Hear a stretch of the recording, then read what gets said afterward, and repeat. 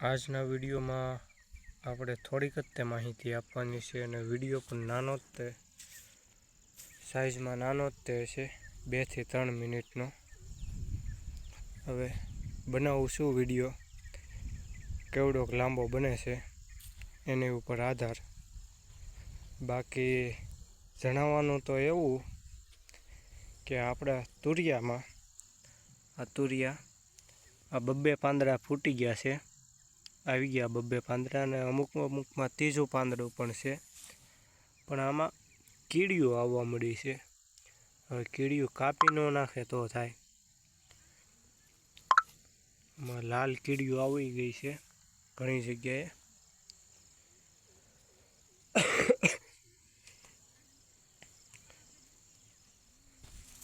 આ પણ એવું જ તે છે, પાંદડા ઊંધા કરી નાખ્યા કીડીઓએ. અને આ લીટો કૂતરાએ પાડી દીધો અહીંથી. આમ તુરિયા 2 પાંદડા બધામાં, લગભગ બધામાં જ આવી ગયા 2 પાંદડા. અને દૂધીમાં પણ એક પાંદડું મોટું આવી ગયું છે. આ એક આવી ગયું અને એક બીજું આવતું આવે છે હજી. અને અંદર ઉગેલા આ કંટોલા. હવે કંટોલા રહેવા દેવા કે નહીં એવો વિચાર કરું છું. કંટોલા રહેવા દેવા કે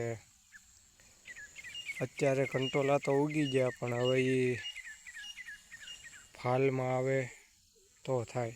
અત્યારે ફાલ લે તો થાય, મોટા આગતરા થાય, ભાવ પણ આવે.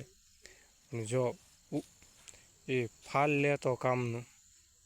હવે કંટોલા આની ભેગો કે આનો મેળો બનાવશું તુરિયાનો, એની હારવાર સડી તો જાહે.